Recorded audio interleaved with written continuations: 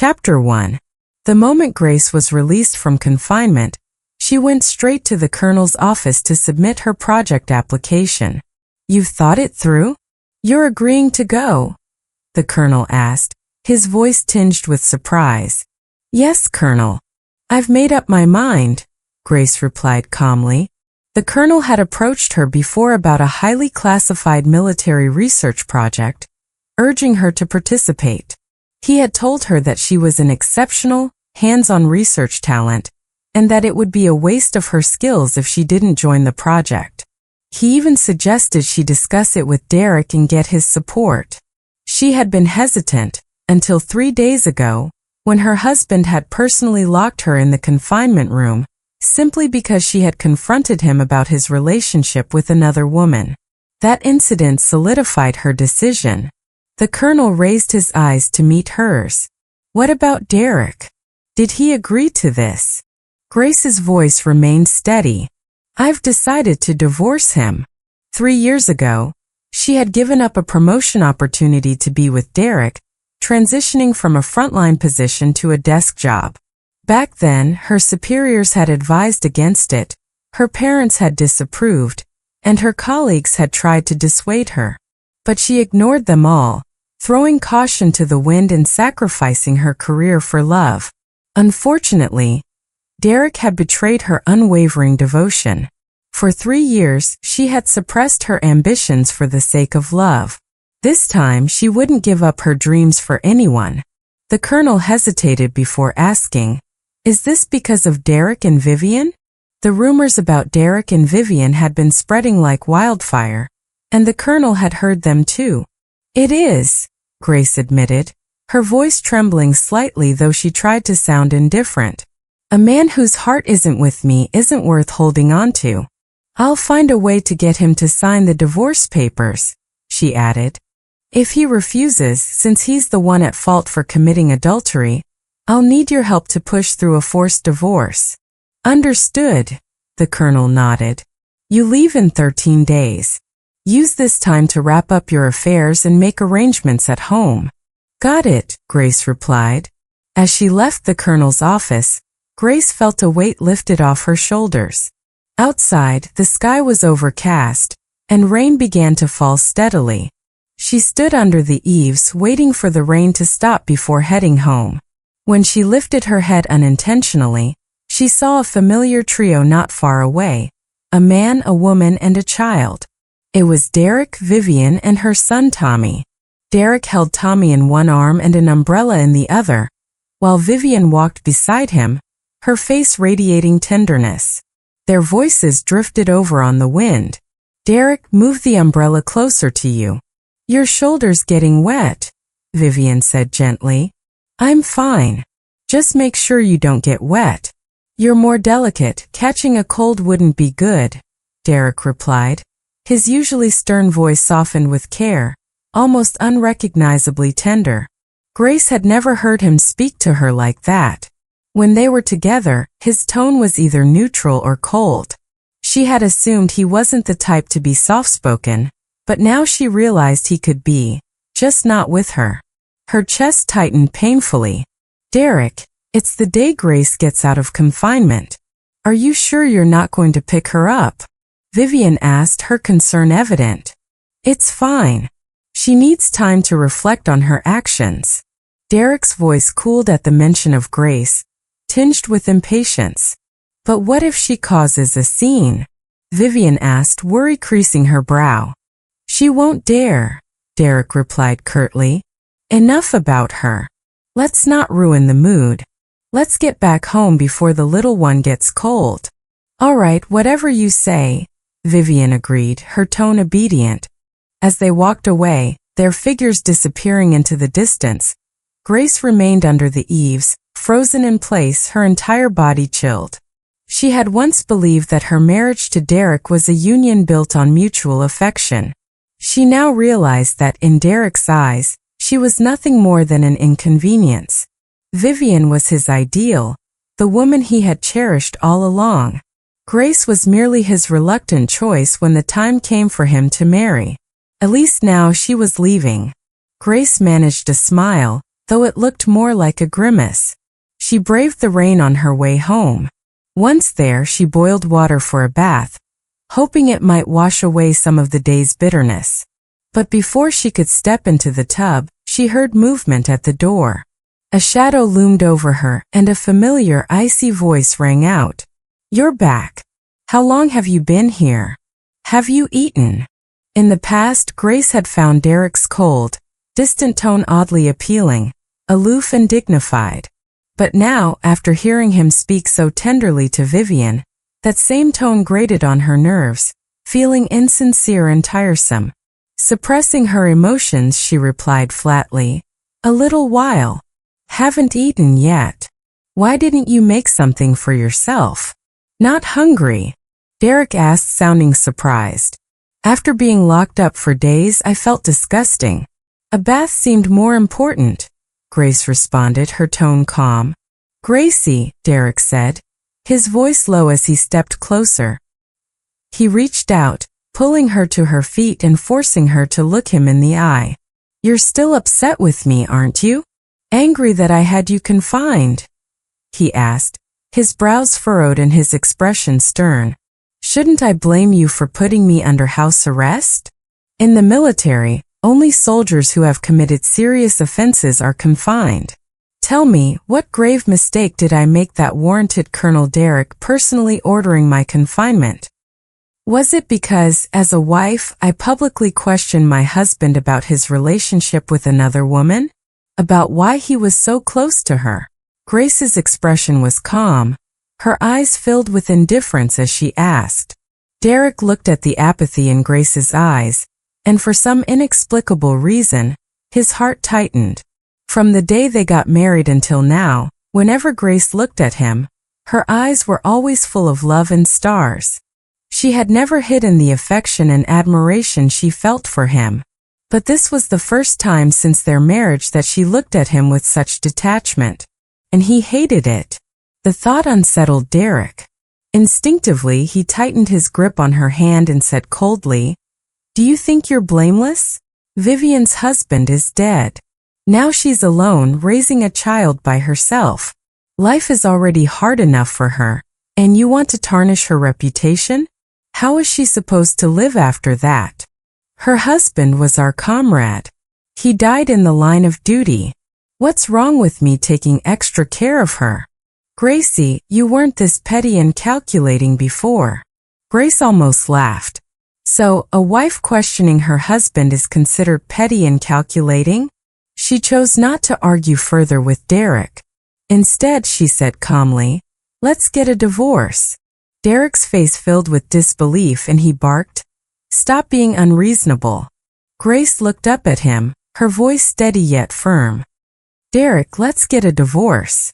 Once we're divorced, you can take care of Vivian and her child all you want. I won't interfere in the slightest anymore." Enough. Stop being ridiculous." Derek cut her off, his frustration evident. "I've told you there's nothing between Vivian and me. I'm only helping her out of loyalty to a fallen comrade.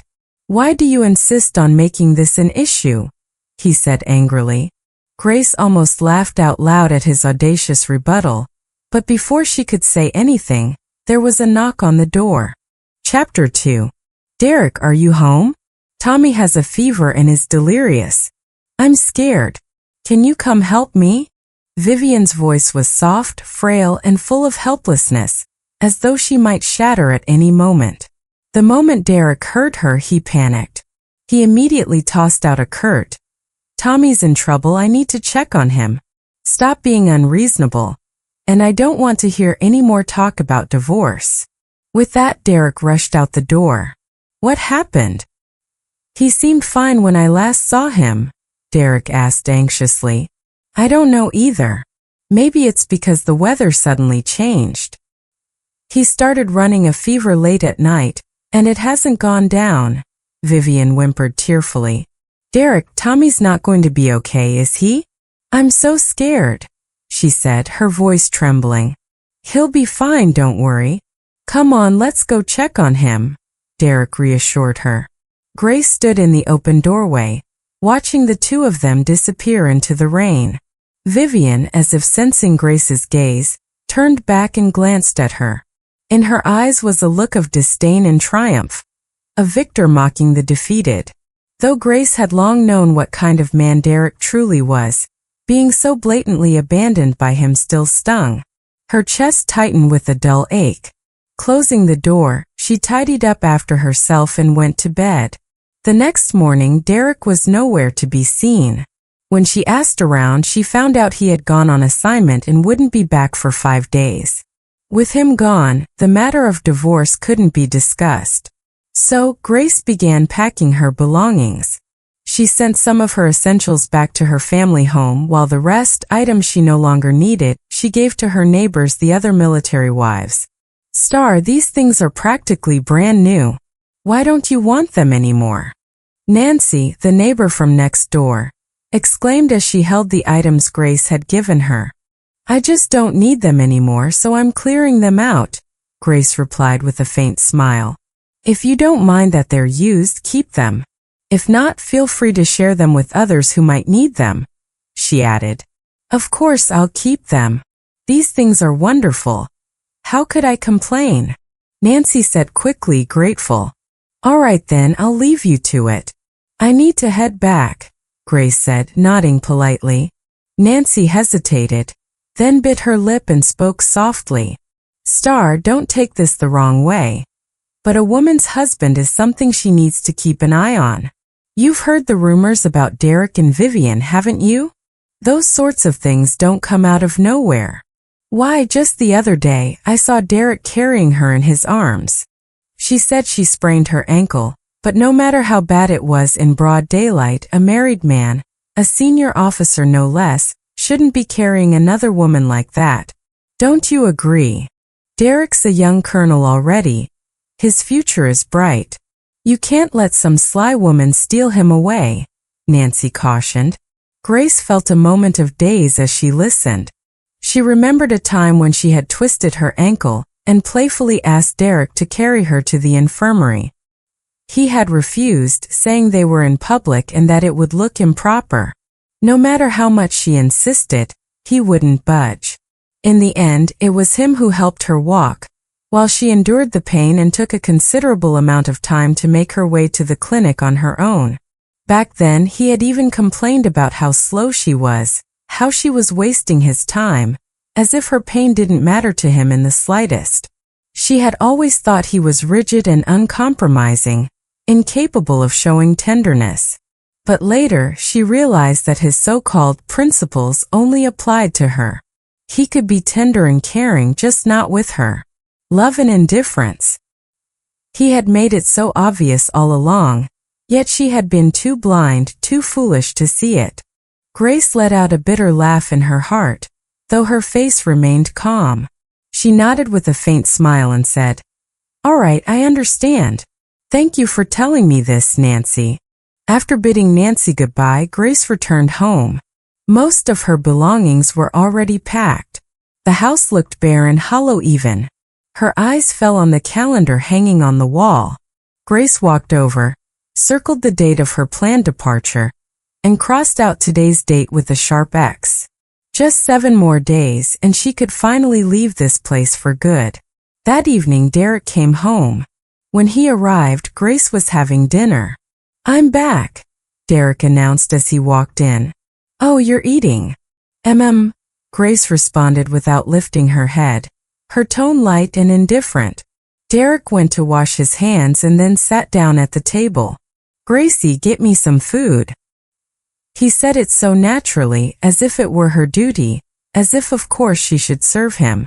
Grace's expression remained unchanged as she replied coolly, "I didn't make anything for you. If you're hungry, go cook yourself some noodles in the kitchen. Why didn't you make my dinner? Gracie, are you still mad at me? Didn't I already explain it to you? Why are you being so unreasonable?" Derek frowned and immediately launched into a tirade. Grace's tone stayed calm. "You didn't tell me you'd be home today. Why should I have cooked for you? Cooking extra would have just wasted food, wouldn't it? And there aren't any dogs to feed here, are there?" Derek felt the sting of her jab, even if she hadn't raised her voice. Ignoring his reaction, Grace picked up her empty bowl and plate and headed to the kitchen to wash up. Derek followed her. Gracie, I misunderstood you earlier. I'm sorry, okay? Don't take it to heart. Since you didn't make my dinner, can you at least cook me some noodles? I'm really hungry, he pleaded. I'm tired. Do it yourself. Grace placed the washed dishes on the drying rack and turned to leave the kitchen. Derek's brows furrowed as he grabbed her wrist. Gracie, why are you like this? Are you still mad at me? What did I do? Is asking you to cook your own noodles some kind of crime? Have I broken the law? Am I suddenly a criminal now? Guilty of some heinous offense? Grace asked coldly, her voice laced with sarcasm. Derek pressed his lips together. That's not what I meant. But her indifference, her detachment, it was so unlike the woman he used to know. It unnerved him, gave him a sinking feeling, as if she were slipping through his fingers. Then let go. I'm tired and I need to rest, Grace said flatly. Derek looked at her impassive face, and a sharp needle-like pain pierced his heart. Why was she treating him like this? So cold, so distant? Could it be that she really wanted a divorce? That she no longer wanted him? No, impossible. She had given up her career to be with him, severed ties with her family, and spent the years since their marriage tending to him with unwavering devotion. Her world had revolved around him. She loved him. She had to. There was no way she would just walk away from him. She must have been upset about how well he had treated Vivian. Yes, that had to be it.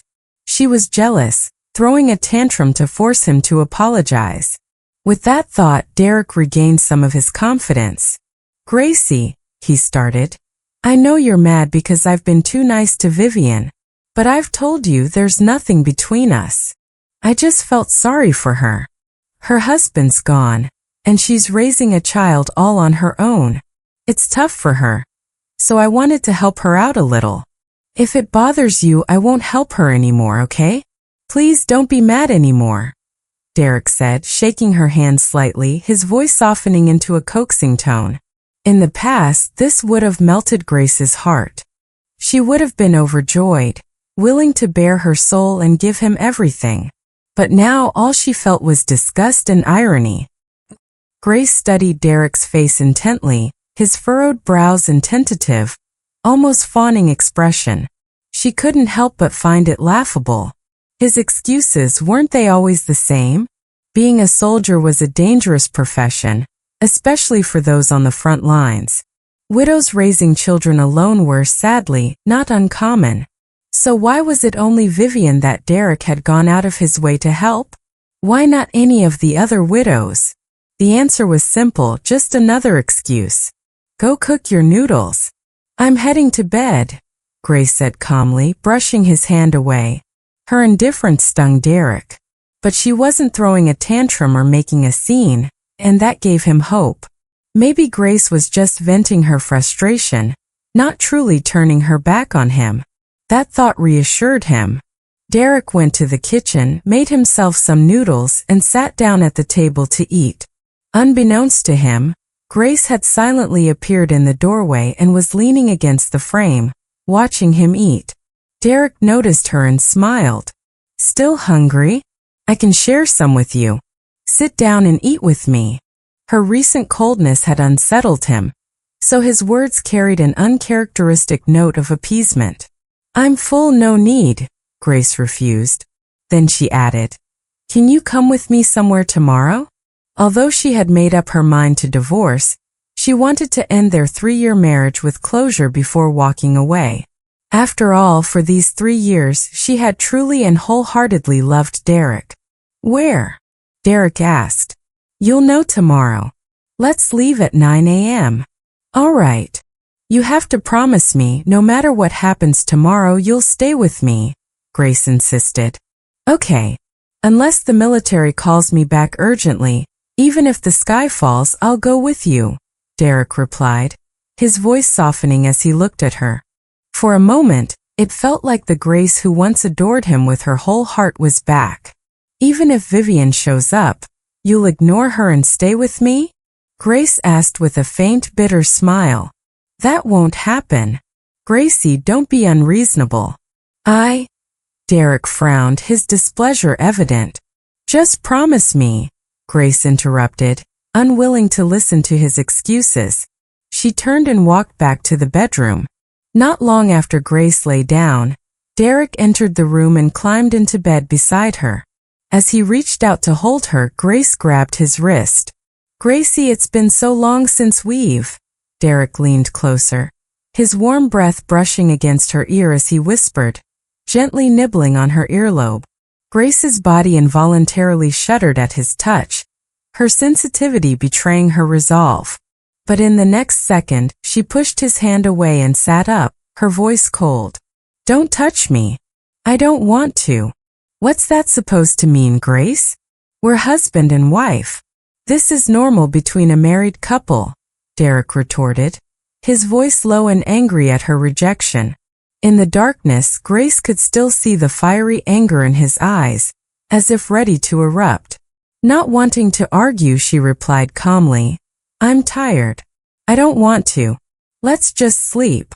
She couldn't bear any physical contact with Derek now. Every touch brought back haunting images of Derek and Vivian together, their arms around each other in public, and who knew what else they'd done in private. The thought alone made her feel sick to her stomach. Seeing her turn her back to him, cocooned in the blanket, Derek felt a surge of frustration.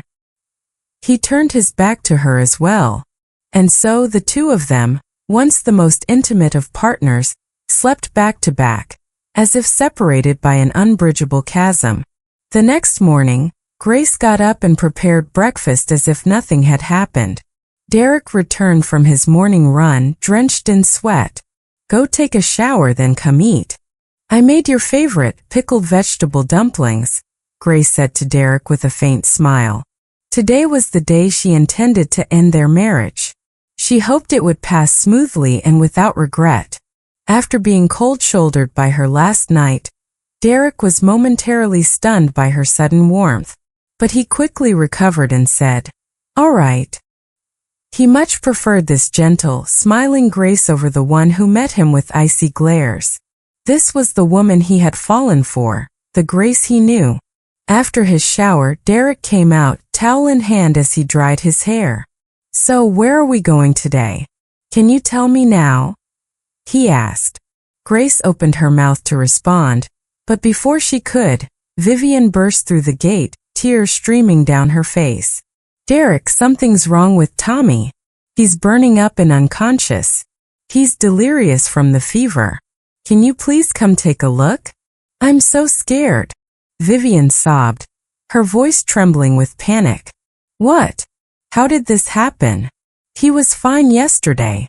Derek's expression shifted, his concern immediate. Hearing this, Grace's eyes darkened. So before Derek came home last night, he had already been at Vivian's place, checking on her and her son. She felt a wave of disgust rise in her chest. This man, was he truly managing two households right out in the open? I don't know. Maybe he got cold last night and kicked off his blanket. Derek, his fever is so high. Do you think he'll end up brain damaged?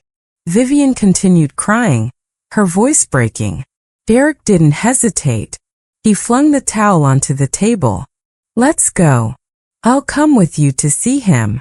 Derek, what did you promise me last night? Grace's calm voice cut through the tension, halting Derek in his tracks. He turned to look at her. Grace was seated on a chair, her gaze steady and cold. The room was dimly lit, but Derek could clearly see the frost in her eyes. A chill ran down his spine as he recalled his promise to her the night before. Unless it was an emergency summons from the military, he had vowed to accompany her, no matter what, even if knives rained down from the sky. And when she had asked what he would do if Vivian came to him, he had dismissed it as impossible, accusing her of making a fuss. Now the icy mockery in Grace's eyes felt like a blade scraping against his dignity, leaving him exposed and embarrassed. How had it come to this? How could it be so coincidental? Vivian, sensing Derek's hesitation, quickly grabbed his arm. Derek, I know I shouldn't interrupt your life, but I'm so scared. Please come with me to check on Tommy. I beg you. Grace, I know I'm in the wrong. It's my fault. I promise this will be the last time I bother Derek. After this, I'll never come to you again. Vivian's voice was desperate. Gracie, lives are at stake. I have to go check on this. Wait for me. Tommy is fine, and I'll be back to stay with you right away. Derek, flustered by Vivian's tears, couldn't bear the thought of something happening to Tommy. He threw out those words hastily, grabbed Vivian's hand, and left in a hurry. Grace watched their figures disappear into the distance. The pain in her heart, long numbed, now felt strangely dull. Without a flicker of emotion, she picked up a steamed bun, tore it apart, and ate it slowly, bite by bite. It didn't matter. This wasn't the first time Derek had abandoned her. She was used to it by now. That thorn named Derek, lodged deep in her heart, had to be pulled out one day. And when she did, she would make sure he could never hurt her again. After finishing her breakfast, Grace sat at home, waiting for Derek until 9 o'clock. When the agreed time came and Derek still hadn't returned, she stopped waiting. She got up, grabbed her things, and left the house on her own. She would not let someone who didn't deserve her attention disrupt her plans. If Derek wouldn't accompany her, she'd go alone. This farewell trip to their marriage, she could take it by herself. Chapter 4. Grace strolled along the park path in the city center, holding a stick of candied hawthorn in her hand. Suddenly, someone bumped into her. She steadied herself and instinctively reached out to catch the child who had run into her. The moment she saw the child's face, her eyes widened in surprise. Tommy? What are you doing here? None of your business, you homewrecker. Blah. Tommy stuck his tongue out at her, made a silly face, and broke free from her hand, running off. Grace frowned as she watched him disappear into the distance. Without thinking, she followed him. Hadn't Vivian said he was unconscious with a high fever? Why was he wandering around the park? Grace trailed Tommy to the children's play area. It was a paradise for kids, with parents either sitting or standing nearby to keep watch. Then she saw them, Derek and Vivian, standing face to face behind a large tree talking. Grace let out a cold laugh. So the child who was supposedly burning up with fever was perfectly fine, and they had simply taken her for a fool. A wave of anger surged within her, and before she could stop herself, she strode toward them. As she got closer, their conversation drifted to her ears. Derek, I'm so sorry. Once again, it's me and Tommy keeping you from your plans. I didn't expect Tommy to wake up and insist on coming to the park. You didn't go back to be with your wife. She won't be mad, will she? It's fine. She won't be upset. Derek glanced at his watch, his response half-hearted. He was wondering what Grace was doing at that moment. Was she angry with him? In the past, he'd been confident that no matter how upset Grace got, he could always coax her back. But now he wasn't so sure. Vivian's voice grew soft and pitiful. Derek, you used to call me Vivi. Now you call me Vivian. Is it because you've given the name Gracie to her? Hearing this, Grace felt her mind go blank. She didn't know if it was pain or numbness, but for the first time, she felt a searing ache that made her chest tighten unbearably. She still remembered the first time Derek had called her Gracie. She had been surprised and asked him, "Why not call me Star?" "Why Gracie?" "Because everyone calls you Star," he had replied. "But only I call you Gracie. To me, you're unique." At the time, his words had moved her to tears. Now she realized that this so-called uniqueness was nothing more than a recycled affection. He had called Vivian Vivi, and when he couldn't have her, he had settled for Grace as a stand-in. Even the nickname wasn't truly hers. In that moment, Grace felt like the punchline of a cruel joke. She no longer had the desire to confront Derek. Turning on her heel, she walked away without looking back. That despicable man, she was done with him. Whoever wanted him could have him. He wasn't worth another second of her time, let alone her emotions. Her stride was firm and resolute, so she didn't hear Derek's reply. Vivian, what are you talking about? You're you and Grace is Grace. That name has always been hers. What do you mean I gave it to her? Vivian, noticing Grace's retreating figure, allowed a sly smile to creep onto her lips. Not wanting to upset Derek further, she softened her tone. I'm sorry, Derek. That was out of line. Let's go check on Tommy. We wouldn't want him to faint from the heat again. For reasons he couldn't explain, Derek felt a wave of unease. It was as if something precious had slipped through his fingers without him realizing it. Unable to pinpoint the cause, he pressed his lips into a thin line and let Vivian lead him away, further and further from Grace in every sense. That night, Derek returned home to find Grace sitting at the table, waiting for him. On the table in front of her was a document. Gracie, I'm sorry for today. Derek began, only to be interrupted. There's no need to apologize. Sit down. I have something to discuss with you, Grace said calmly. What is it? Derek asked instinctively. Grace started, but Derek cut her off. We're not getting divorced. I won't agree to it, Gracie. Don't bring it up again. His tone was sharp, his gaze resolute. Grace had already mentioned divorce to Derek before, because of Vivian and her son, Tommy. Today, Derek canceled their plans together for the sake of them.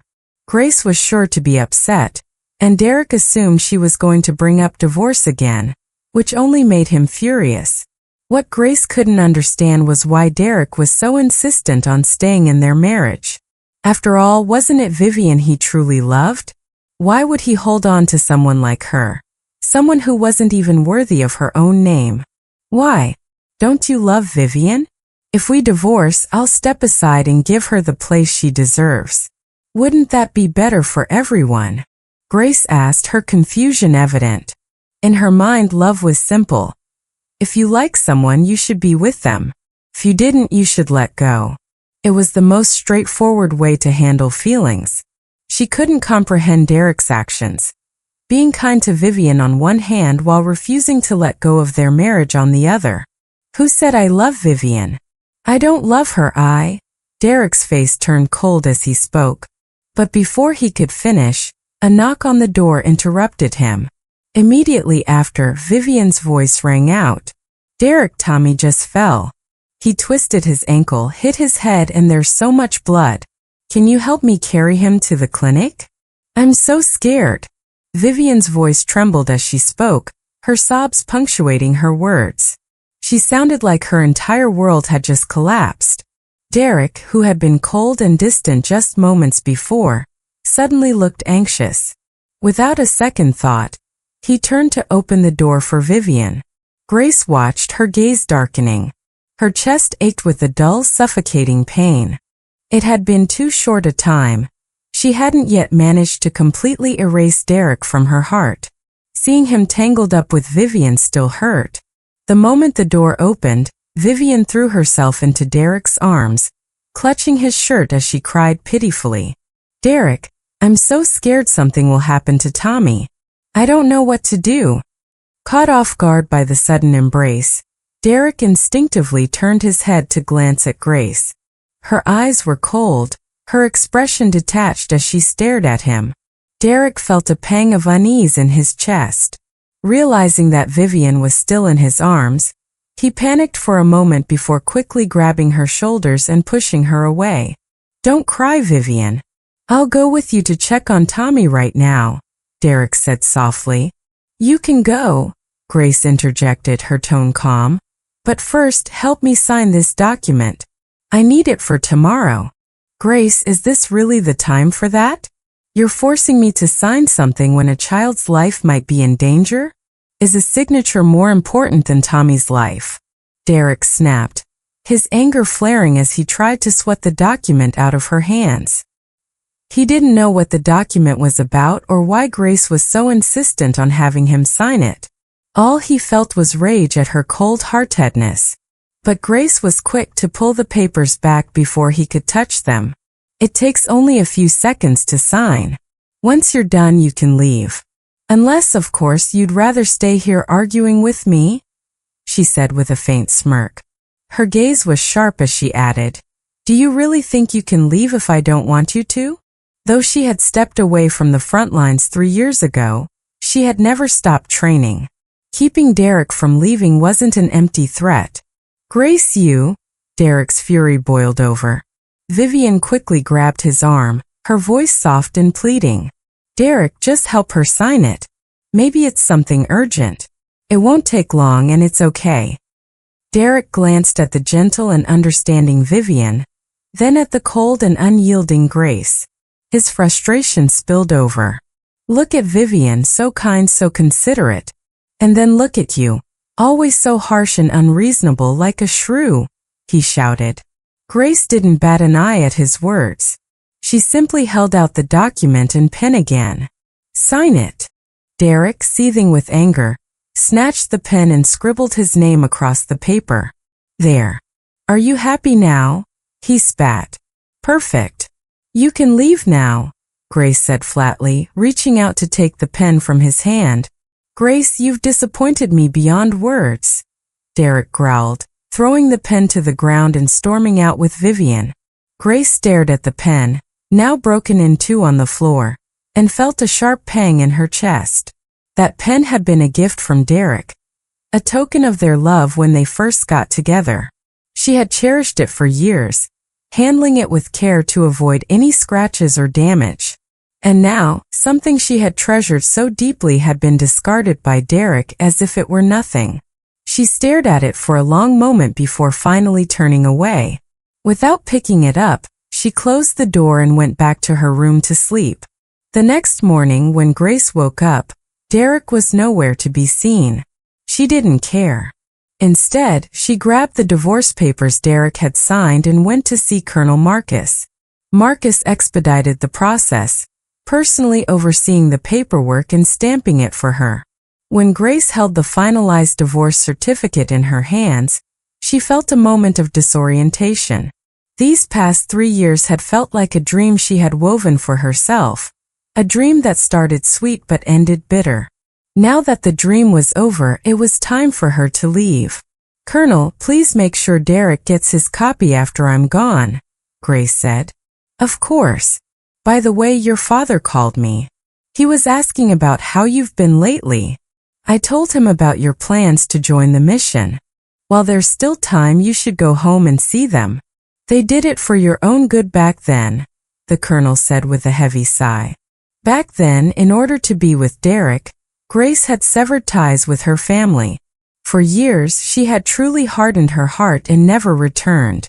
If Victor wanted to know anything about his daughter, he had to dig for information through subtle inquiries, which was both frustrating and saddening. "I know. I'll go back today," Grace murmured, her throat tightening. After leaving the colonel's office, Grace went straight home to pack her belongings and headed to the station to buy a ticket. Her hometown was in the neighboring city, and there was a direct bus that only took an hour and a half.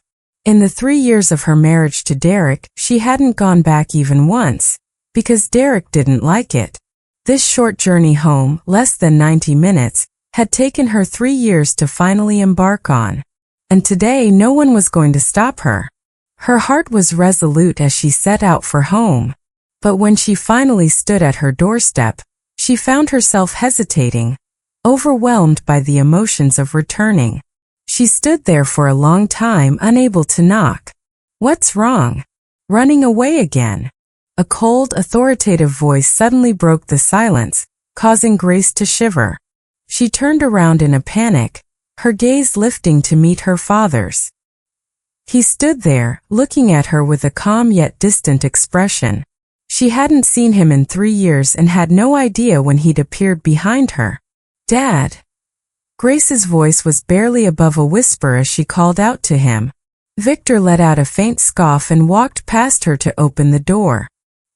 He didn't call her inside, but neither did he close the door behind him.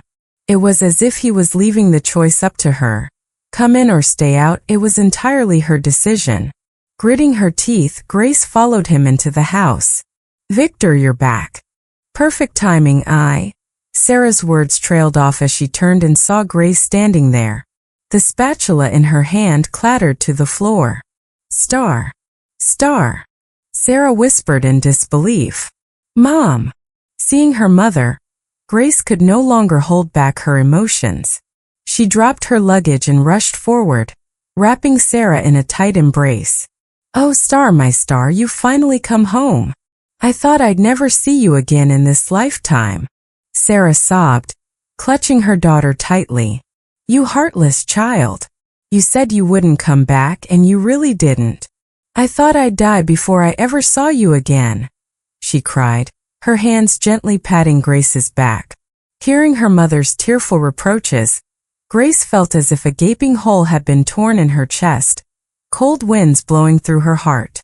For the past 3 years, she had been an unfilial daughter, blindly chasing a so-called love while neglecting the family who truly cared for her. But at least now she had finally come to her senses. It wasn't too late to turn back. Victor, standing nearby, watched the mother and daughter sobbing in each other's arms. His eyes reddened despite himself.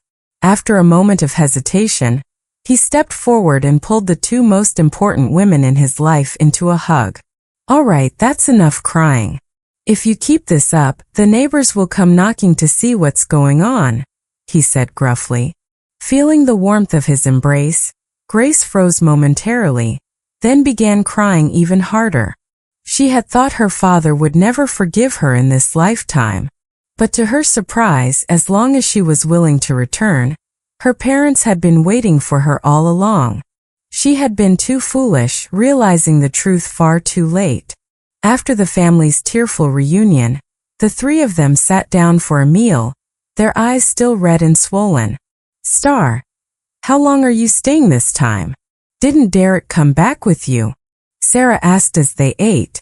At the mention of Derek, her expression stiffened slightly. She had never liked the man who had taken her precious daughter away and caused her to cut ties with her family. But her daughter had loved him. For 3 years, Grace had given up everything for him, including her family. Sarah hadn't been happy about it, but she had grudgingly accepted it for her daughter's sake. She didn't want to upset Grace now that she had finally come home. I'm only staying for a few days. I have a mission to join. Mom, I've divorced him. You don't need to mention him again, Grace said calmly. Sarah froze in shock, about to ask more. But Victor slammed his hand on the table and said loudly, Good. That man wasn't worth your time.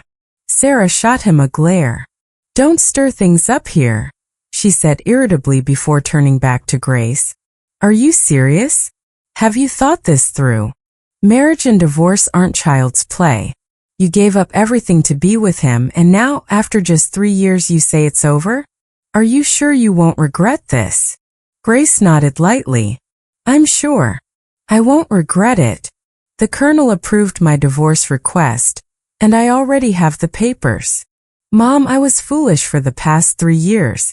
I made mistakes and hurt you both. I won't make those mistakes again. No man is worth more than my family.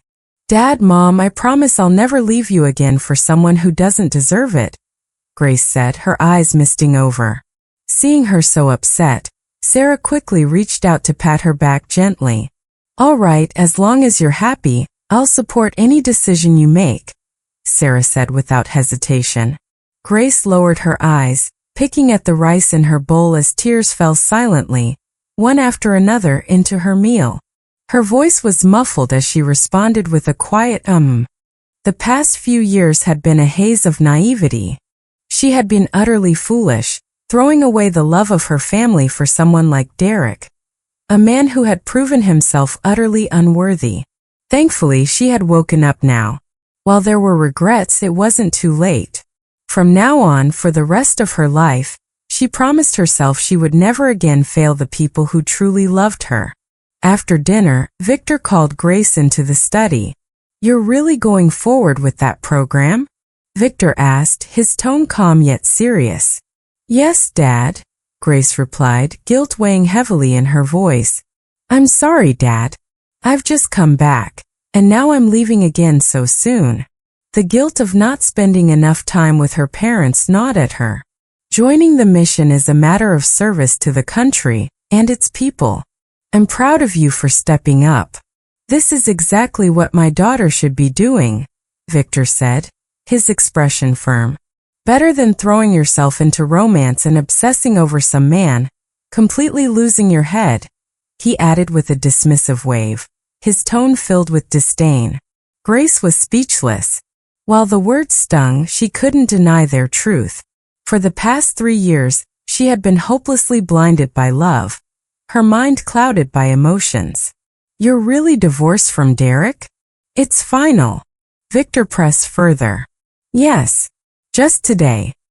Here's the divorce certificate, take a look," Grace said, pulling the document from her pocket and handing it over to her father. Victor took it, scanning it with a serious expression. "You're not going to try to talk me into going back to him, are you?" Grace teased, trying to lighten the mood. These days, divorce was still rare, and in the eyes of many, it was seen as a disgrace. Anyone who got divorced inevitably became the subject of gossip, and women bore the brunt of the judgment. It was common for people to advocate for reconciliation rather than separation. As a result, many women, even in deeply unhappy marriages, refused to divorce for the sake of appearances, enduring a lifetime of misery. "Spare me. If anything, I'd say you came to your senses too late. That Derek kid is nothing but trouble, a schemer through and through. I've disliked him from the start. If it weren't for you insisting on marrying him, I wouldn't have spared him a second glance," Victor said, his face full of contempt. Grace paused, her thoughts swirling. Her father was a straightforward and principled man, but he was also kind and fair. He was not the type to hold unreasonable grudges.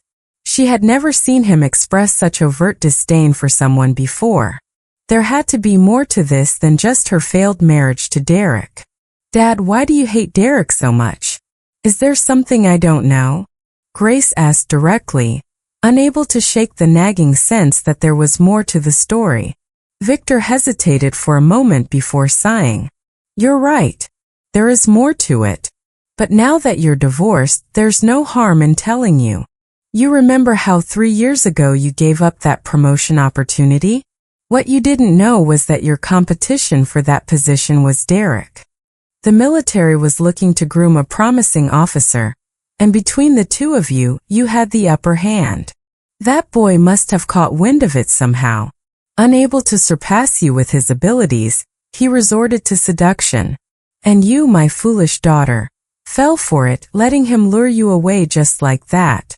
And because of confidentiality rules, I couldn't tell you the truth. No matter how much I tried to talk sense into you, you wouldn't listen. I could only watch as you got swept away by him. Just thinking about it makes my blood boil." Victor vented, his frustration evident. But when he noticed Grace's face darkening, he immediately grew concerned. "Grace, are you okay? Did I say too much?" Victor asked cautiously, worried that he had upset her. Only then did he realize that perhaps he shouldn't have revealed the truth. Wasn't this essentially telling her that her marriage to Derek had been nothing but a calculated scheme? "Dad, I'm fine. Really. In fact, I've never felt better than I do right now," Grace said, forcing a small smile. She had believed her relationship with Derek had been a natural progression of feelings. Never in her worst nightmares did she imagine that it had all been part of his deliberate plan. This revelation disgusted her even more than Derek's betrayal with his so-called true love, because this meant that from the very beginning, everything between them had been a lie. Her youthful infatuation before marriage, and her wholehearted devotion afterward, 6 years of her life, had been nothing but a cruel joke. Now that she knew Derek's true colors, Grace felt no lingering attachment or affection for him. The mere thought of him filled her with nothing but revulsion. Grace stayed home for a week, cherishing the time she had with her parents. In that entire week, she didn't think about Derek even once. On the final day, her father personally drove her back to the military base, where she rejoined Colonel and the team he led. From there, a designated vehicle would take her to the site of the mission. Though Victor's face remained stoic, there was a trace of reluctance in his eyes as he watched her leave. This mission is incredibly perilous, but if completed, it will bring great benefits to the nation and its people. Star, since you've chosen to participate, you must give it your all, even if it costs you your life. I will, Dad. Take good care of yourself and Mom. I'll make sure to stay safe. Wait for me to bring back the honor and make you proud, Grace said with unwavering determination. All right, I believe in you. Your mom and I will be waiting for you at home. Victor smiled, waving her off. Grace got into the car, which slowly drove away. Through the small gap in the curtains, she caught a glimpse of Derek's figure flashing past. She wasn't sure if her eyes were playing tricks on her, but she had no desire to turn and confirm. For her, Derek was a chapter long closed. She was ready to embark on a new journey, to reclaim her life and embrace a fresh start. Derek, on the other hand, saw the car Grace was in but failed to catch sight of her inside. What he did see was Victor.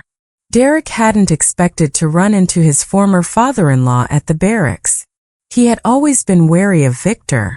The moment he spotted Victor's car from afar, Derek instinctively ducked into a corner, avoiding any chance of confrontation. He watched Victor get into his car and drive away before cautiously emerging from the shadows, frowning deeply. "What's Victor doing here?" he muttered to himself in confusion.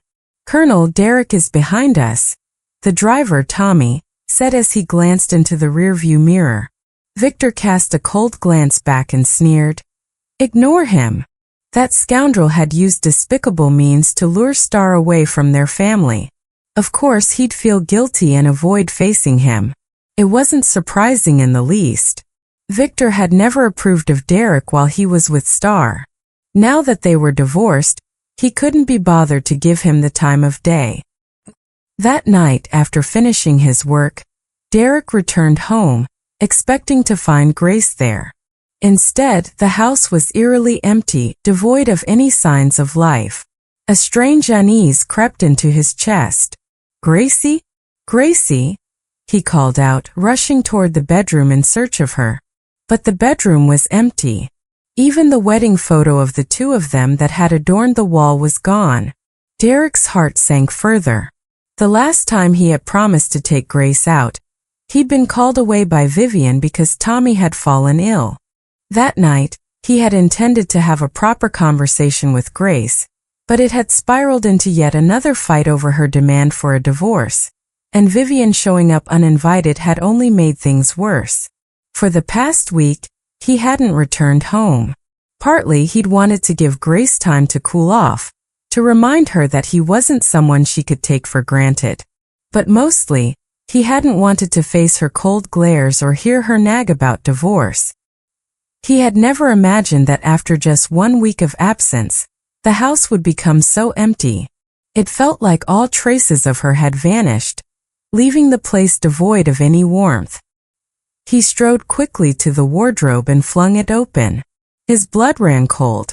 Inside, only his clothes were left, neatly arranged. Grace's belongings were entirely gone, not a single item remaining.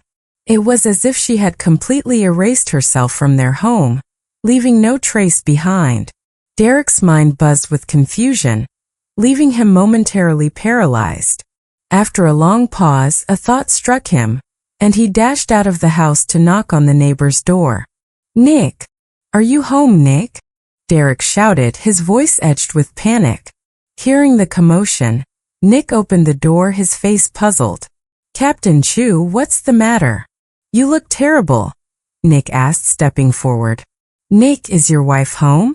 I need to talk to her," Derek said, clenching his fists tightly. "She's inside." "Come in," Nick replied. But before Nick could finish speaking, Derek had already brushed past him, striding into the house. Nick frowned and followed him, only to hear Derek's urgent questioning. "Nancy, have you seen Grace these past few days?" "I haven't," Nancy replied curtly. "She's your wife. Why are you asking me?" "Nancy, your house is right next to ours. If Grace had come or gone, you would have seen her," Derek pleaded. "I've been away for a few days, and now I've come home to find all of Grace's things gone. I'm worried something might have happened to her. Please, if you've seen her, tell me." The desperation in Derek's voice made him seem almost pitiable. Nancy's face, initially indifferent, twisted into anger as she lashed out. "Now you're worried? Where were you when she needed you? Her things are gone because she moved out, obviously. And you're worried something happened to her? What could possibly happen? Don't curse her like that." Derek's tone hardened. "You must know something. Did Grace say anything to you before she left?"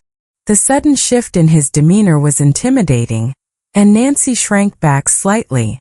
Sensing her discomfort, Nick stepped forward to shield his wife.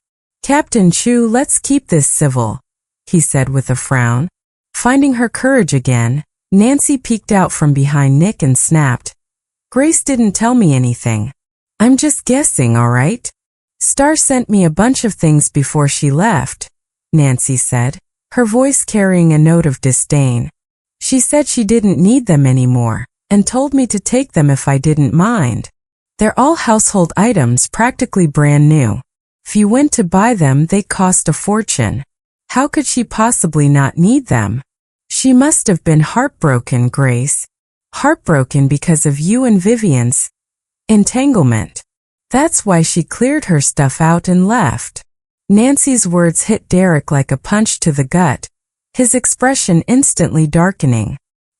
He had noticed before that many things in the house had disappeared. He'd even asked Gracie about it at the time. "Why does it feel like so much stuff is missing? Where did it all go?"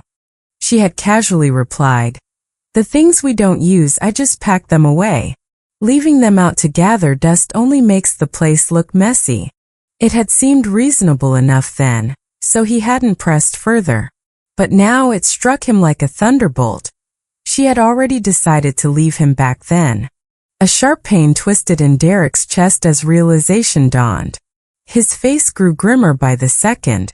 Knowing that pressing Nancy further wouldn't yield anything more, Derek turned and walked away. Behind him, he heard her muttering under her breath, her voice dripping with contempt. Didn't cherish her when she was around, fooling around with that shameless Vivian. Now that she's gone, he has the nerve to act all heartbroken? Disgusting, utterly disgusting. Pfft. "All right, enough out of you," Nick interrupted, trying to calm her down. "Stop meddling in other people's business." Derek stumbled on, Nancy's words echoing in his mind. So this is how others saw him and Vivian. No wonder Gracie misunderstood. No wonder Gracie made a scene. It was his fault, all of it. But he hadn't meant for things to spiral out of control. He'd only wanted to help Vivian, whose husband had passed away recently. He thought she needed a hand. Who could have predicted that offering help would cost him his own family? If he had just known, he never would have done it. But now, it was too late. Returning to his now empty home, the absence of Grace was a gaping wound that he couldn't ignore. He skipped dinner, his appetite gone. After tidying up aimlessly, he lay down on the bed. Hugging the pillow Grace used to sleep on, his chest ached with a pain so deep, it felt unbearable. He had never imagined this day would come. He'd thought they would be together forever. But then a steely resolve flickered in his eyes. Gracie left because she misunderstood me and Vivian. If I can explain everything to her, she'll forgive me. She'll come back. She'll come home back to me. Clinging to this hope, Derek's heart, which had been battered and numb with pain, began to ease ever so slightly. Hugging Grace's pillow, he tossed and turned, finally slipping into a restless sleep. But then, A sharp knock at the door shattered the fragile silence. Derek's eyes flew open. "Derek, Tommy's running a fever again," came Vivian's voice, trembling and laced with tears. "He's crying and asking for you. Can you come with me to check on him?" Normally, Derek would have jumped out of bed without hesitation.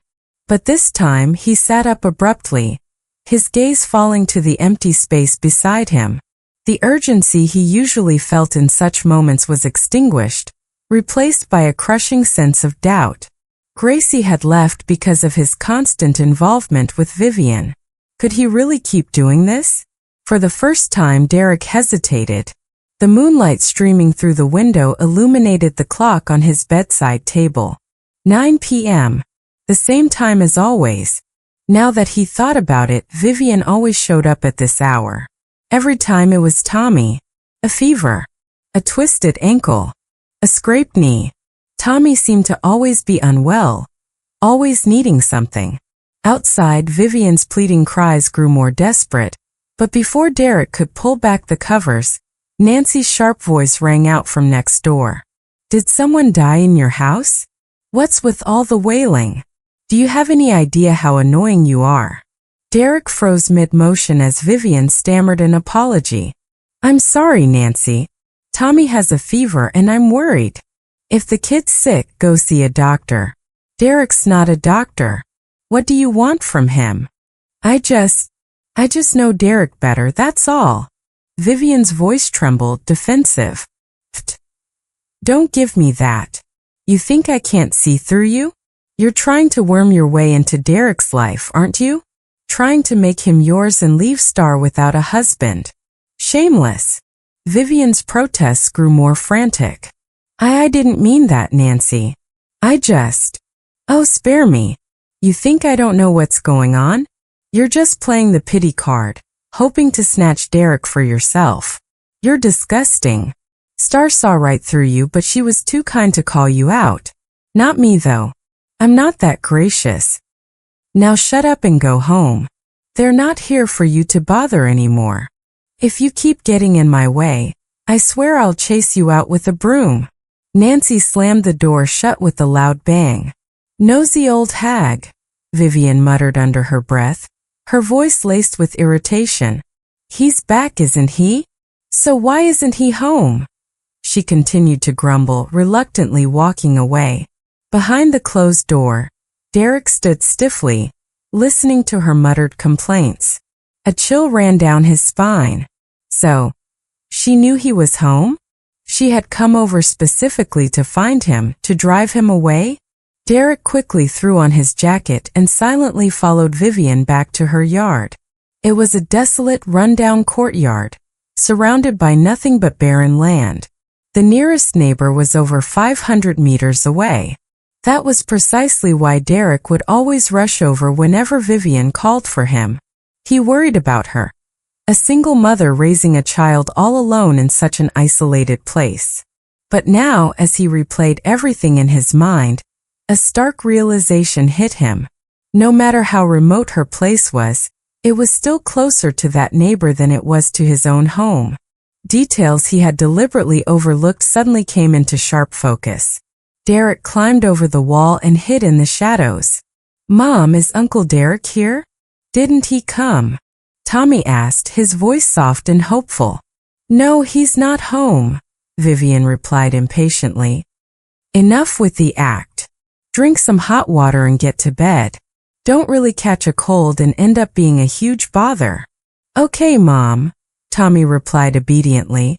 Dragging his half-frozen body, Tommy slowly climbed onto the bed, wrapping himself tightly in the thin blanket. "Don't get so close to me. You're like an ice cube. Move to the edge," Vivian snapped, her tone full of disdain. "Okay, Mom," Tommy murmured as he shifted closer to the edge. The already narrow blanket now left a portion of his back exposed to the cold. Tommy lay flat and carefully tucked the corner of the blanket under himself, then shut his eyes to sleep. From the shadowed corner, Derek watched the scene unfold, his entire body trembling with an icy fury. No wonder Tommy was always unwell, always falling sick. He had assumed the boy was just frail and sickly by nature. He never imagined it was all part of a carefully orchestrated performance by this mother and son duo. What a fool he had been. He had sacrificed everything, including Gracie, who had once adored him with her whole heart, for them. He was a complete idiot. He deserved this. Derek's eyes burned with rage, his vision blurring with unshed tears. Chapter 8. Derek stumbled back into his empty home, the silence suffocating. Regret crashed over him like an unstoppable tidal wave, dragging him into its depths. Gracie, I was blind. I was stupid. I let myself be deceived and I hurt you. I destroyed what we had. I ruined our marriage. He whispered to himself, his voice breaking. It's my fault. All my fault. I deserve this. I really do. As if punishing himself, Derek slapped his face hard twice. The sting wasn't enough to drown out the ache in his heart. Tears welled up in his eyes, spilling over as he choked on his emotions. Gracie, I've realized my mistakes. I'll explain everything to you. I never had anything with Vivian, I swear. You'll forgive me, won't you? You have to forgive me. Despair and hope warred within him as he drifted into an uneasy sleep, haunted by thoughts of Gracie. The next morning, Derek woke up with a singular goal: to go to the Liu family's home and beg Grace for forgiveness. But before he could leave, he was summoned to Colonel's office. Colonel, is there an assignment for me? Derek asked as he entered the room, his mind still preoccupied with how he would win Grace back. No, but I have something for you, Colonel replied coolly, pulling a document from his desk drawer and handing it over. Derek's heart raced. He was so focused on his plans to reconcile with Grace that he barely registered what he was holding, until his eyes landed on the words at the top: divorce certificate. His name and Grace's name printed side by side were like twin daggers piercing his heart. Colonel, this can't be real. I didn't file for divorce. Grace and I couldn't possibly be divorced. This must be a mistake, right? Derek stammered, his voice rising in disbelief. This is no mistake, Colonel responded firmly. Grace submitted the divorce request herself. Your signatures are both on the document. The process was entirely legal and valid. Derek's mind reeled, flashing back to that day when Grace had insisted he sign a document. At the time, Vivian had called crying about Tommy's high fever, saying she feared he'd suffer lasting damage if Derek didn't come quickly. In his panic, Grace had tried to stop him, and he had snapped, signing the paper in frustration just to get her off his back. He hadn't even glanced at the content. So that paper, that was the divorce application Grace had prepared? Derek's eyes turned bloodshot. Colonel, this doesn't count. I didn't agree to the divorce. She tricked me into signing. I had no idea it was a divorce document. If you signed it, then it counts, Colonel said sternly. This is a personal matter between the two of you. As long as the procedure is legitimate, it's final. How can this be final? I don't accept it, Derek cried, his voice desperate. You're a battalion commander, Derek. Don't say things that make you sound laughable, Colonel said with a disapproving frown. Colonel, please, do you know where Grace is? Tell me where she went. I need to find her. I need to make this right. Derek pleaded, his voice breaking. Just give me a chance. I can win her back. I know I can. But Colonel's expression remained unreadable as he stood firm. The Colonel glanced at him, a flicker of appreciation in his eyes for this capable young subordinate he had always relied upon. He let out a sigh and said, Star is involved in a top-secret operation. Even I don't know her whereabouts now. Your divorce is final. Accept reality and move on. I have a meeting to attend. Take the day off to cool down and think things through. Take care of yourself, the Colonel said, getting up and patting Derek on the shoulder before leaving. Derek lowered his head, his hands clenched into tight fists. When he looked up again, His bloodshot eyes burned with determination. Gracie, I won't let go. I'll find you. No matter what. Grace had no idea about Derek's regret. She was deep in the mountains, undergoing grueling training that pushed her body to the brink of exhaustion. At the end of each day, she was so drained she didn't even want to lift a finger. Every moment of training demanded her full effort, and after the sessions, she would collapse into sleep, leaving no time to think about Derek. As the training progressed, some of her peers couldn't keep up and were eliminated. But the intense regimen only made Grace stronger and sharper. Finally, Grace and 5 others were selected to form an elite task force for an important mission. Grace was named the team leader. The 6 of them were transported to another base to meet the key figure they were tasked with protecting at all costs. Grace hadn't expected the person to be someone she knew. It was Marcus, her mentor, her guide. He was the one who had once led her through her own growth, teaching her countless skills along the way. Their colleagues used to call them the twin blades, a pair deadly when together, yet equally brilliant when apart. He was reserved, taciturn, and always serious. Compared to Derek's cold demeanor, Marcus was an unyielding glacier, eternally frozen and unapproachable. Back then, when Grace fell for Derek and insisted on leaving to marry him, she had severed ties with Marcus. 3 years had passed since they last saw each other. He looked just as composed and striking as ever, unchanged in the slightest. Their eyes met and held. Grace tugged at the corners of her lips, forcing a smile as she spoke. Marcus, long time no see. The man who had been standing there, aloof and indifferent, suddenly seemed jolted by something. He strode over to her without warning and pulled her into a firm embrace. The hug caught Grace completely off guard, leaving her stunned. Before she could react, she heard his low voice close to her ear. "Star, welcome home." Just that one sentence, and Grace's eyes welled up with tears. Marcus was an expert in weapons research, while she had always been his most formidable operative. Whenever new weapons emerged abroad, she would infiltrate enemy territory as part of a special operations team, risking everything to acquire those weapons for him to study. If retrieving the weapons proved impossible, she would rely on sheer grit and life or death combat to memorize the enemy's weapon specs. She would return and relay the data to him, and he would reverse engineer the weapon. During his research, she acted as his test subject, replicating battlefield conditions to the greatest extent possible. It was their seamless collaboration that earned them the moniker Twin Blades. Their research lab had once been their home. Grace had been absent for 3 years because of Derek. Now she was back on the path she was meant to follow. Just hearing the words "welcome home" struck a chord deep in her heart.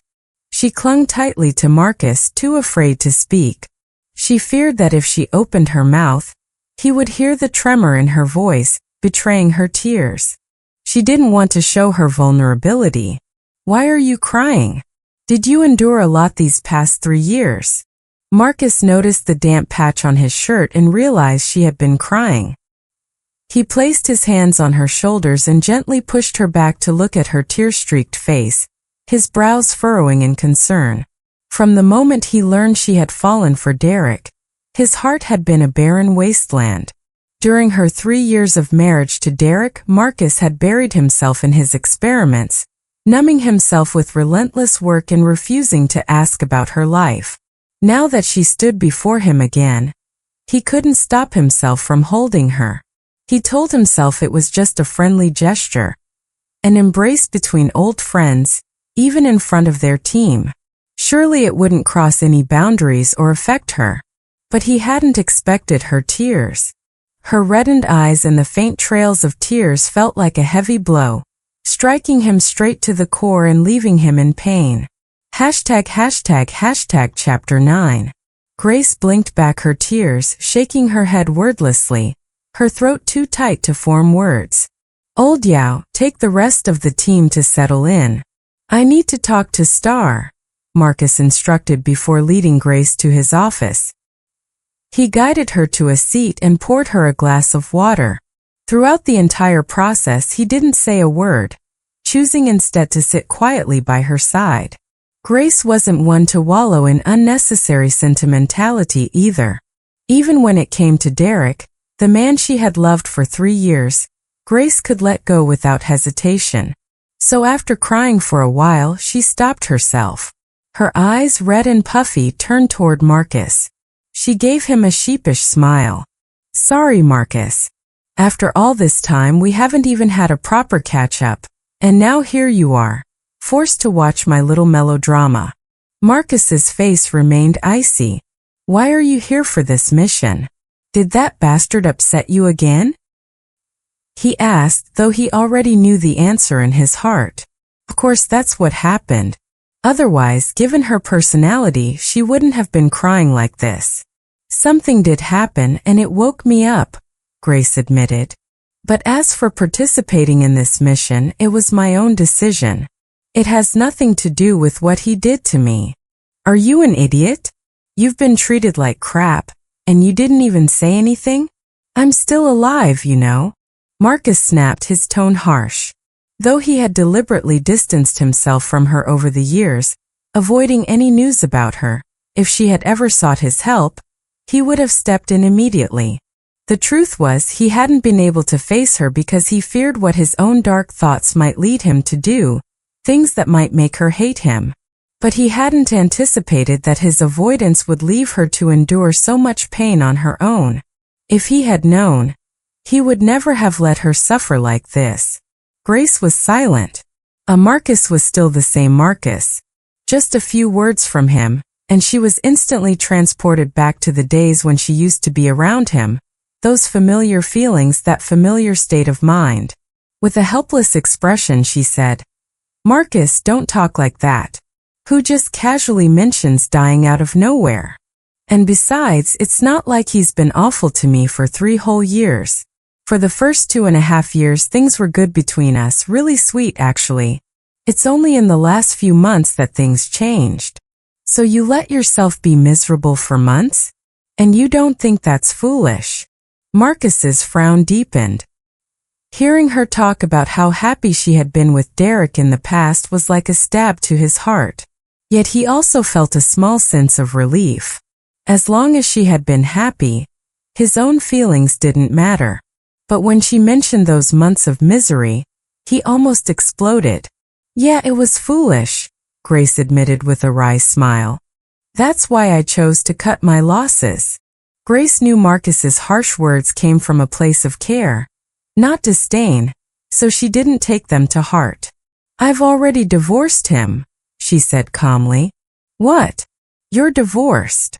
Marcus rarely lost his composure, but now he shot up from his seat, fists clenched tightly, his face a mix of shock and disbelief.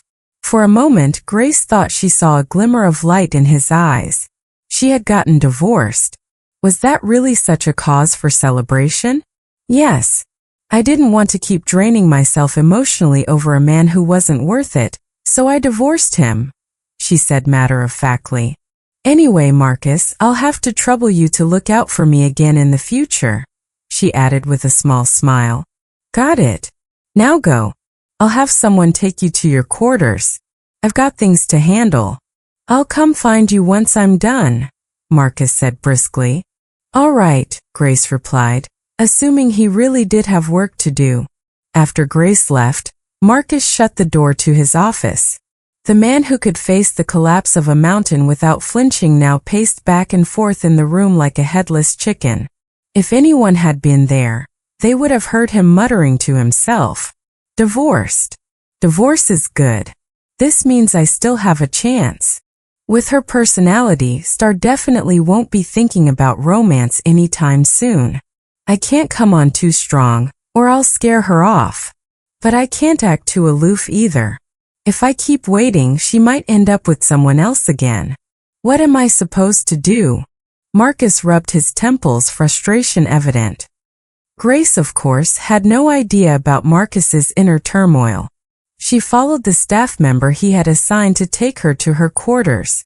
The space was clean and simple, furnished with only a bed, a desk, and a chair, nothing more. Grace made the bed, laid out her blanket, and grabbed some fresh clothes from her luggage. After a quick shower, she lay down and fell asleep. A couple of days later, she and her team were assigned to escort Marcus on a mission. When she learned that Marcus would be joining the mission, Grace initially tried to refuse. But she couldn't win against him. He was her superior, the highest-ranking officer on this mission. She couldn't disobey his orders. "Don't be mad," Marcus said, noticing her frosty demeanor. "I'm not trying to cause trouble for you and your team. It's just that this new weapon is unique. I need to experience it personally to gather accurate data. We'll do everything we can to protect you," Grace replied firmly. Nothing could happen to Marcus. That was the mission for Grace and her team. A mission they would complete even at the cost of their own lives. "Don't put so much pressure on yourself. Don't forget who taught you everything you know," Marcus said, his tone light. Grace blinked, momentarily stunned, before realizing what he meant. Marcus wasn't just a researcher holed up in a lab, helpless in the face of danger. His combat skills were formidable as well. He had once been on the front lines himself, personally carrying out missions. He was simply too gifted in research. Fearing for his safety, higher-ups had specially assembled a data reconnaissance team for him. As one of its members, she happened to be an ideal match for him, capable of perfectly assisting him in acquiring precise data for his research without him having to personally go into the field. This arrangement allowed him to stay behind the scenes. In other words, his combat skills were equally formidable. Grace felt a slight relief in her heart, but her expression remained solemn. She said, "No matter what, you can't let anything happen to you. Don't worry. I'll be fine." Marcus reached out and tousled her hair. Grace frowned tightly, looking at him. Marcus said nonchalantly, "You're too young to frown like that, you look like an old lady." Although Grace and the rest of the team were highly trained elites, deeply familiar with weapon specifications, and had Marcus, a weapons expert, in their midst, their mission still took an unexpected turn. Grace and Marcus got separated from the rest of the squad. The two of them navigated through the dense forest, trying to shake off the pursuers on their trail. The enemy was relentless, chasing them doggedly. They were locked in a high-stakes game of cat and mouse, with firefights erupting frequently. However, their ammunition was limited and quickly ran out. They exchanged a glance, instantly understanding each other's intent. If they were out of bullets, they'd have to rely on hand-to-hand combat. Moving like phantoms, they each chose a hiding spot. With perfect coordination, they managed to take down their pursuers one by one. Grace dealt the killing blow to the last soldier. As she pulled her combat knife free, blood splattered across her face. Unbothered, she wiped it off with the back of her hand and looked up at Marcus with a smile. "Finally done. You were amazing, Star," Marcus praised her. But in the next moment, his tall figure seemed to collapse in on itself, as if drained of all strength. He fell heavily to the ground. Chapter 10. Grace was startled. She rushed forward to catch Marcus as he fell. "Marcus, what's wrong?" "Marcus?" she asked anxiously, her voice trembling. She didn't dare shout too loudly, fearing there might still be stragglers nearby. The moment she wrapped her arms around him, she understood. Her hand pressed against his back came away drenched in blood. Her pupils dilated as she recalled an earlier scene. At the time, they still had a few bullets left, but the enemy's assault was at its most intense. She had just dodged an incoming bullet and taken down one of the attackers when Marcus had pulled her into his arms. She'd heard the gunfire and his muffled grunt. She had asked him, "Marcus, were you hit?" "No, I just stepped on a rock," he had replied casually. "Let me check," she had insisted, worried. "No need. I'm fine. Let's move before they catch up," he'd said, tugging her along. The situation had been too urgent, and she had believed him, letting him lead the way. Thinking back now, it must have been then that he'd taken the bullet for her. He denied it, and she had believed him. How could she have been so blind? Her mission had been to protect him, and yet not only had she failed, but he had also risked his life to shield her. She berated herself bitterly. But regret was useless now. Grace quickly hoisted Marcus onto her back and began searching for a safe hiding place. A cave where they could take refuge. She found a secluded cave and brought Marcus inside. After ensuring the cave was secure, she left briefly to gather some wild fruits and water. With Marcus unconscious from his injuries, their only options were to wait for rescue or for him to regain consciousness so they could plan their next move. Grace lit a fire in the cave and examined Marcus's wound. The bullet was still lodged in his body. She sterilized her knife over the flames and prepared the hemostatic powder and bandages from her emergency kit. Taking a deep breath, she began the grueling task of removing the bullet herself. She worked carefully, applying medicine and bandaging his wound once it was extracted. Despite Grace's meticulous efforts, Marcus developed a fever in the middle of the night. As he tossed and turned in his delirium, he began to mutter in his sleep. "Star, don't like him, he doesn't deserve you." Grace couldn't help but let out a bitter laugh. So everyone around her had seen through Derek. Everyone but her, the fool who had thought he was the best man in the world, giving up everything for him. "Star, I've been by your side all along, watching over you. Why would you rather love him than spare me a single glance?" Marcus murmured again. Grace froze, stunned by his words. What did he mean by that? Was it what she thought it meant? As Marcus continued speaking in fragments, more and more came to light. Grace felt a chill run through her. She never would have guessed Marcus liked her. The realization left her both incredulous and deeply unsettled.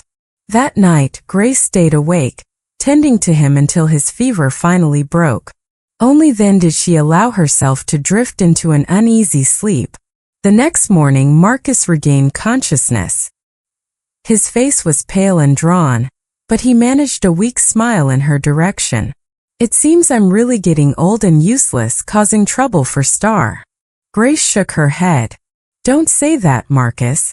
If it weren't for you taking that bullet for me, you wouldn't be hurt. It's all my fault."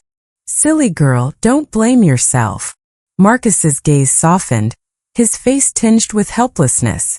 Grace couldn't help but think of the incoherent words Marcus had murmured in his fevered state the night before. Her eyes flickered with emotion. Unable to meet his gaze, she lowered her eyes and said quietly, "Marcus, you should rest well here in the cave. I'll go find some food and scout the area. Maybe I can locate the other members and regroup with them." "All right. Be careful and don't wander too far." Marcus nodded in agreement. Grace replied with a faint okay before getting up to leave. Learning by accident that Marcus had secretly loved her for many years but never dared to confess his feelings, Grace felt a storm of emotions brewing inside her. Mostly, she didn't know how to face him now. As Marcus watched her retreating figure disappear, his gaze grew pensive. "The little girl seems scared. She won't even look me in the eye. At least I managed to plant the seed by confessing while I had a fever. If I tried to tell her face to face, she probably wouldn't even want to see me again." While scouting the area, Grace encountered the rescue team searching for them. She led the team back to the cave to pick up Marcus, and together they returned to the base. Although everyone had sustained injuries on this mission, at least it could be considered a success. After they returned, Marcus rested for 2 days before diving into work, compiling the data they had gathered on the battlefield and organizing a team to begin research. "Captain Liu, you'd better go talk to Engineer Marcus. His injuries haven't even healed, and he's already throwing himself into research," a guard informed Grace. Grace frowned. It's only been a few days. His wounds haven't even closed yet, and he's already working? That's just reckless. Without hesitation, she followed the guard to find Marcus. "Marcus, you've already written down the data. Hand it over to the other researchers." You need to come back with me and rest properly. Star, I'm fine. I can. Marcus trailed off as he noticed the increasingly frosty look on Grace's face. For once, his usually stoic and composed expression faltered, showing a rare trace of guilt. With a resigned sigh, he conceded, "Fine, I'll come back and rest with you." He looked so pitiful, like a wronged child, that Grace nearly burst out laughing. Keeping her face stern, she escorted Marcus back to his quarters. What she didn't expect was to find Derek waiting outside the dormitory door. It had been over a year since she last saw him. Derek looked noticeably thinner, and his once vibrant energy had dimmed. When he saw Grace, his eyes lit up, and he quickly strode toward her, calling out, "Gracie." Hearing him call her by that name made Grace think of the conversation she overheard between Derek and Vivian that day. Her eyes flashed with disgust. "Don't call me Gracie. It makes me sick," Grace said coldly. The icy disdain in her voice froze Derek in place.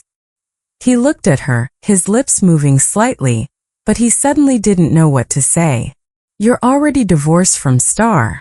What are you doing here?" Marcus's voice cut in, equally cold. "Our business has nothing to do with you," Derek retorted, turning his wary gaze to Marcus. Grace didn't know, but Derek was well aware that Marcus had feelings for her. In the past, he wouldn't have cared. After all, Grace's heart had belonged solely to him. But now he couldn't afford to be so dismissive. He had yet to win her back, to make her forgive him. Marcus bristled, about to say something, but Grace stopped him. "Marcus, go inside and rest." "I'll talk to him," Grace said. "You're still going to talk to him? You're divorced. What's left to talk about?" Marcus was visibly angry. For once, his emotions slipped out of control. His face flushed, his eyes reddened, and he radiated a barely contained fury. It was the first time Grace had seen him like this, and she found it oddly amusing. She lowered her voice. "I have to end things properly." Marcus was clearly displeased, but he had no grounds to object. With a cold huff, he stormed off, slamming the door behind him with a loud bang. Childishly, he was throwing a tantrum. Grace had never seen this side of Marcus before, and she couldn't help but find it funny. Her faint smile didn't escape Derek's notice, and it sent a wave of unease crashing over him. He glanced at the closed door, the sense of foreboding growing stronger in his chest. "Gracie, let's talk," Derek said, taking a step forward and instinctively reaching for her hand. Grace reacted swiftly, stepping back to avoid his touch. His hand grasped nothing but air, and his expression darkened. The growing sense of loss gnawed at his chest, making his face pale and his heart ache. "Say whatever you have to say, but keep your hands to yourself." Grace's sharp, cold voice cut through the air. Derek looked at her with a face full of sorrow, his voice trembling as he murmured, "Gracie, you've changed. You didn't used to be like this, you." "I told you not to call me Gracie. It makes me sick." Grace snapped, her eyes filled with disdain and rejection. Derek noticed her disgust but couldn't understand. Why? Did she loathe him so much now that she couldn't even bear him saying her name? If her hatred had reached this level, how could he possibly win her back? "Why? Ha!" Grace scoffed coldly. "Derek, do you even hear yourself? Don't you think it's ridiculous to ask me that? I'm a person, not a stand-in. Back then, you couldn't have Vivian. After she got married, you settled for me as some kind of substitute. Even after we got married, you couldn't even let me have my own name. You called me Gracie just because you used to call her Vivi, didn't you? I know everything now. Stop putting on an act. It's revolting." Grace's words were laced with palpable disdain, leaving Derek completely stunned. His face turned pale as he stammered, "Gracie, it's not like that. I never saw you as a substitute. Please hear me out. Yes, I used to have feelings for her, but I let it go after she got married. I married you because I truly love you. I called you Gracie because it's part of your name.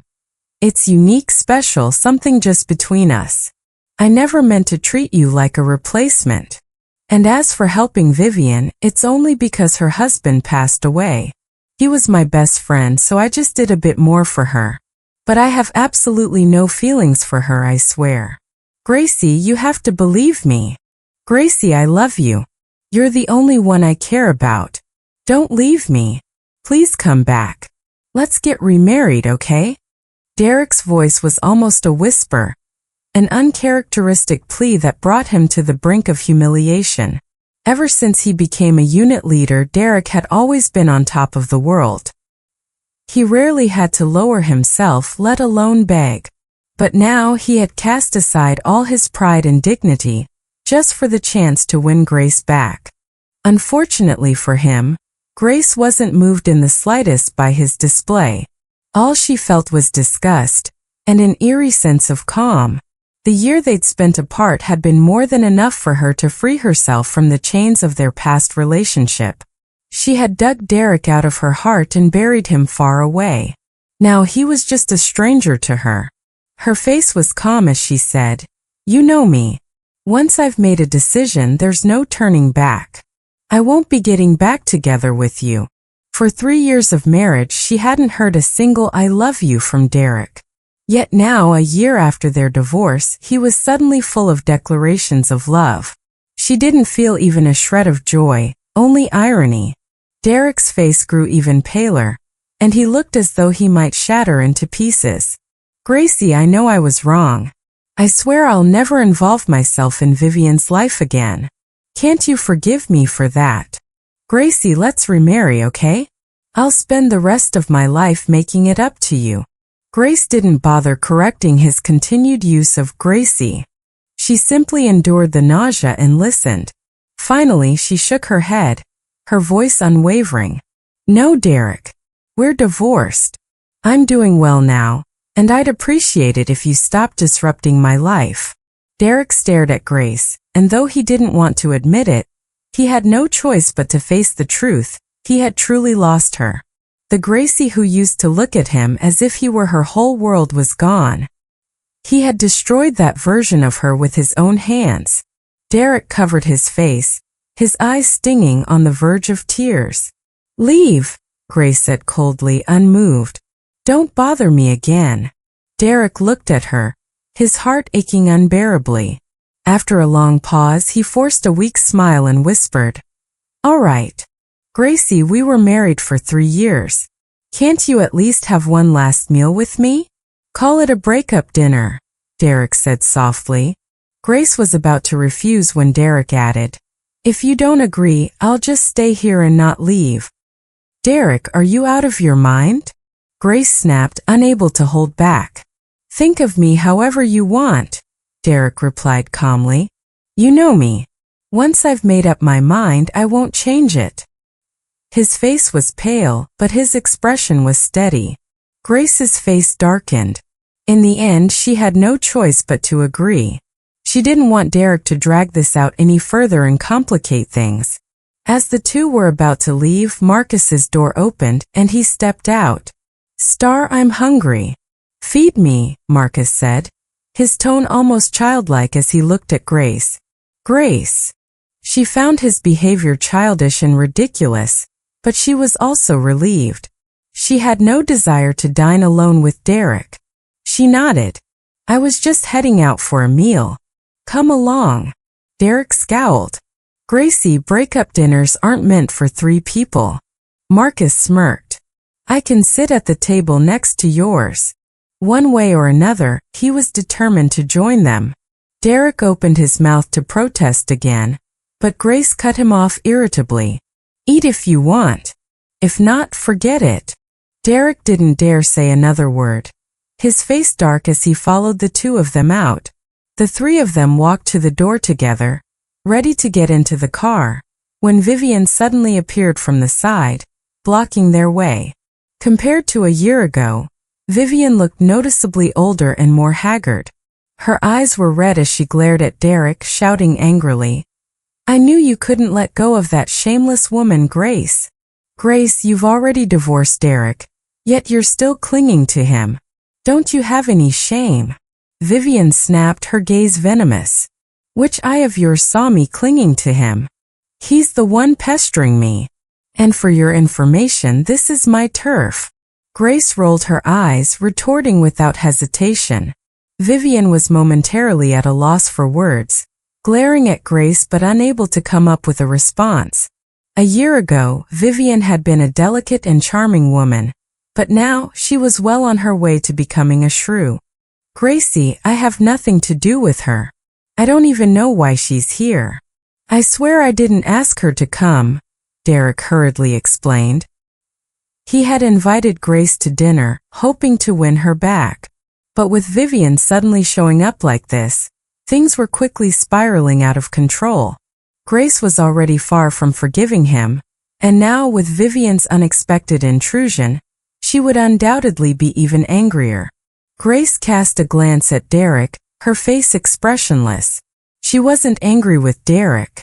She was just tired, exhausted, really.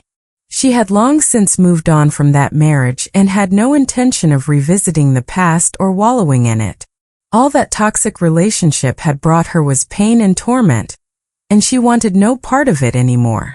Yet here they were, these two people barging into her life again, stirring up trouble and making her sick to her stomach. She followed you all the way here, and you expect me to believe you have nothing to do with her? Who would buy that? Marcus sneered from the side. Star, don't let his sweet words fool you. Some people are two-faced, one way to your face, another behind your back. Grace glanced at him, frowning slightly. Wasn't he supposed to be the cold, silent type? Why was he suddenly so talkative today?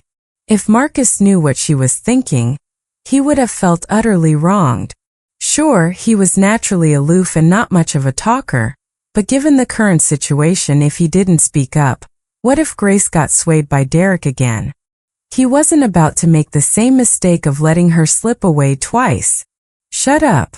This is between me and Gracie. It's none of your business. Derek snapped, clearly agitated.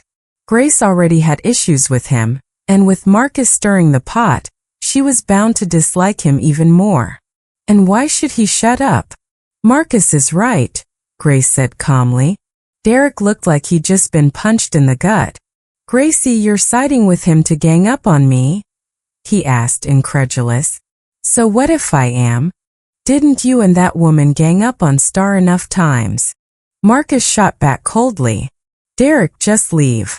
We're divorced. Stop clinging to me. Let's at least leave each other with a shred of dignity, Grace said indifferently. Gracie, are you really not willing to give me another chance? Is there truly no hope for us? Derek asked, his face filled with anguish as he reached out to grab her hand. Before Grace could react, Marcus pulled her back, putting distance between her and Derek. Don't you dare touch her with your filthy hands, Marcus said icily. Derek, Grace doesn't even like you. I'm the one who truly loves you. You used to like me too.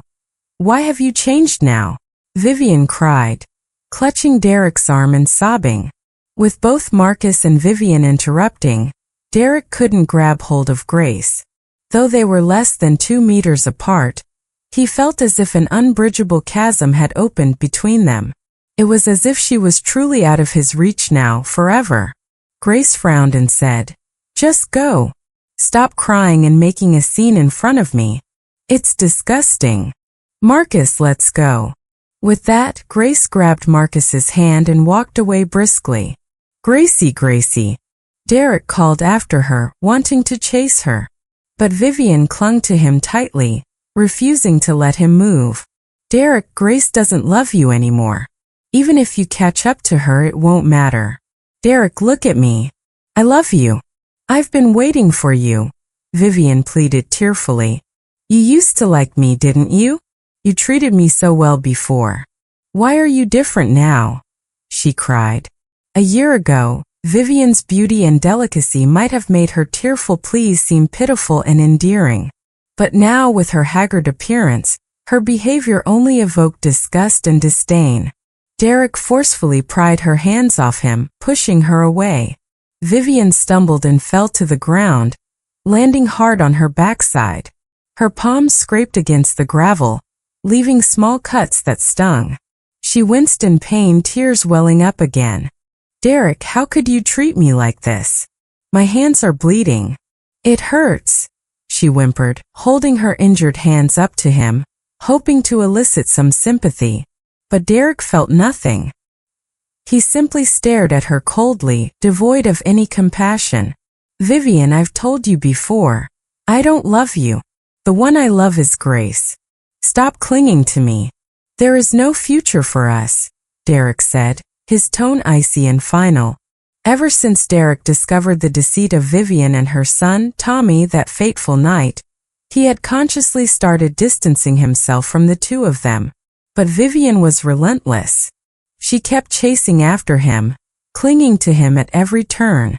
The most outrageous incident was when she brazenly stripped off her clothes and threw herself at him. Though he had driven her away, Vivian seemed utterly shameless, showing no sign of giving up. Soon enough she was back, entangling herself with him again. For the past year, Derek had been completely worn out by her persistence. So, the moment he found out where Gracie was, he hurried after her without hesitation. What he didn't expect was for Vivian to follow him there as well. But you're divorced from Grace. She doesn't love you anymore. She doesn't want you.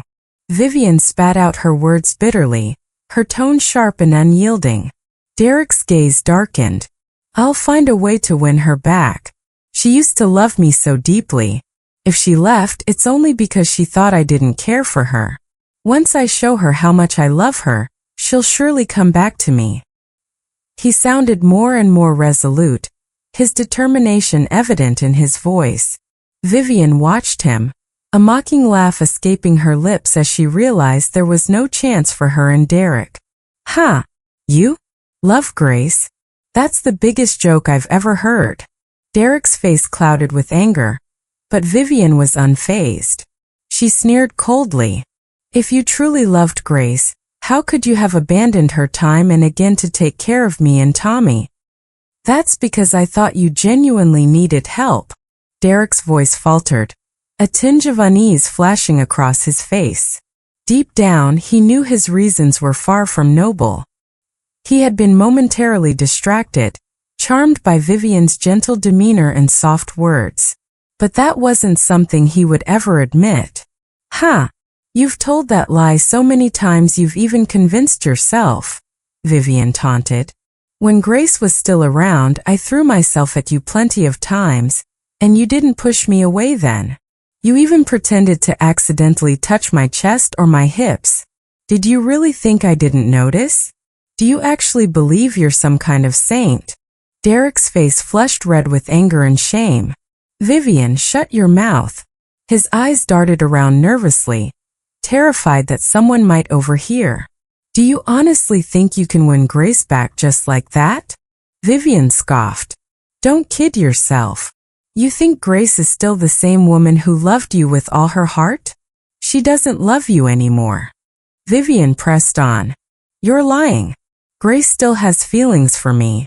She's just mad and doesn't want to talk to me right now, Derek insisted, his voice trembling. As long as I stay patient and prove myself to her, I can win her back. His eyes reddened with desperation. Vivian chuckled derisively. Grace isn't coming back to you. Do you know why she pushed so hard for the divorce back then? Why she insisted you sign those papers that night and even threatened you? It's because she came to me beforehand. We planned it together.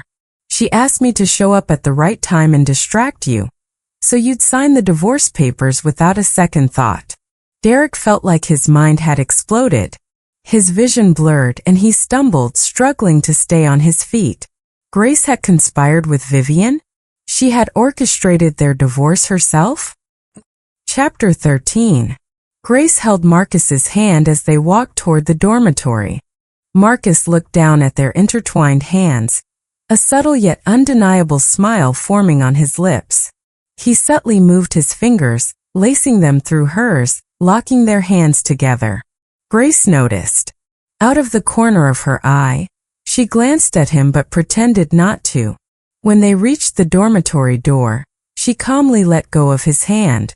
With those two nuisances around, there's no way we'll enjoy a proper meal outside. I'll just cook some noodles here. Is that okay? Grace asked. That sounds perfect, Marcus replied obediently. The usually aloof and stoic Marcus transformed into a gentle, eager puppy in her presence. Even Grace herself often felt a pang of disbelief at the striking contrast. Since it wouldn't take long, Grace decided to let Marcus come inside while she cooked. She told him to wait patiently in the room, but Marcus refused. He insisted on standing by the kitchen door, watching her cook. You're amazing, Star. You even know how to cook noodles, Marcus said, showering her with praise. Grace rolled her eyes, amused. She glanced at him with a smirk. Not knowing how to cook noodles, what kind of useless person would that be? Marcus fell silent for a moment. Realizing he'd put his foot in his mouth, he quickly changed tactics. Your noodles smell especially delicious, Star. Just the aroma is making me hungry, he said, trying again. Grace added water to the pot and said coolly, I just fried 2 eggs and added water. I haven't even put the noodles in yet. What aroma are you talking about? Marcus looked at her aggrieved. Can't you just go along with me for once? Would it kill her to humor him a little? Grace raised an eyebrow, unimpressed. Not even a little. The expression on Marcus's face shifted instantly, his usual cold demeanor returning. With a long stride, he positioned himself directly in front of her. What now? Grace asked, exasperated. You're already divorced, and Star has made it clear she doesn't want to see you again. If you come here again, I'll have the guards arrest you for trespassing on a military base. Marcus's voice was cold, carrying an undeniable authority that filled the room. Derek opened his mouth to respond, but before he could say anything, Grace gently patted Marcus's arm. Don't get worked up. You'll pull at your wound. At her words, Marcus immediately softened, his imposing demeanor vanishing in an instant. Fine. I just don't want him bothering you anymore, Marcus said with a frown. I know. Let me handle it. Grace stepped out from behind Marcus, her expression hardening as she turned to face Derek. Why are you here again? Didn't we already make everything clear? She asked impatiently. Her tone toward Marcus and Derek was worlds apart, and Derek could feel it. His face darkened, his voice strained as he asked, Vivian told me that you went to her, that you personally tricked me into signing the divorce papers. Is that true? Yes, it's true, Grace admitted without hesitation. She had done it, and she saw no reason to deny it. Derek's face turned even paler, as if the last shred of his pride had been stripped away. He seemed to grow enraged, pointing a shaking finger at Marcus. So, the real reason you wanted a divorce was because of him, wasn't it? You've been cheating on me this whole time, haven't you? Vivian was just your excuse, wasn't she? You. Slap. Before Derek could finish his sentence, Grace's hand landed hard across his face. The sharp sound echoed in the tense air. Derek's ears buzzed, and his cheek burned as if it had been split open. Slowly, he turned his head to look at Grace, disbelief written all over his face. He had never imagined that Grace would hit him. Grace's face was cold and unyielding. Derek, don't assume everyone is as disgusting and vile as you and Vivian. A man who's married but still flirts and fools around with other women. Completely shameless. A woman who knows the man is married but still pretends to be pitiful and weak to seduce him. I didn't expose you two because I found it nauseating and didn't want to waste my time on you. But if I had ripped the mask off, the ones who'd be humiliated would only be the two of you. From the moment we got married, I cut off all contact with Marcus. The only reason we reconnected was because of a classified mission. Now we work in the same unit. During the entire time I was married to you, I never crossed any boundaries. Believe me or not, I don't care. And let me make this clear, we're divorced. I'm single now. Even if I were to date someone, get married again, or have children, it has nothing to do with you. You have no right, no position to question me. Grace finished, casting Derek a look of pure disdain. She couldn't help but wonder how blind she must have been to ever fall for someone like him. I've said what I needed to say. Now leave before I make you. Without sparing another glance at Derek, Grace turned and headed to the kitchen to cook. You still haven't left? Marcus growled when he noticed Derek hadn't moved. His eyes were sharp and unyielding. Derek didn't respond. He just stood there, silently watching Grace as she busied herself in the kitchen. It didn't take long for Grace to finish cooking. She scooped the noodles into a bowl and carried it to the dining area. Forget about him. Come eat, Grace said to Marcus, completely ignoring Derek's presence as she walked past him. Grace, is there really no chance for us anymore? Derek finally spoke, his voice hoarse and trembling, as if he were on the verge of tears. Grace didn't pause for even a second, nor did she respond. Seeing this, Marcus couldn't help but smirk. Get lost, Derek. You're nothing but an eyesore. With that, Marcus followed Grace inside and slammed the door shut behind him. Grace frowned at him. Did you really have to slam the door that hard? If it breaks, you're fixing it. Fine, I'll fix it, Marcus replied immediately. From now on, if anything breaks in this house, leave it to me. Grace shot him a sidelong glance. Just eat your noodles. I'm hungry.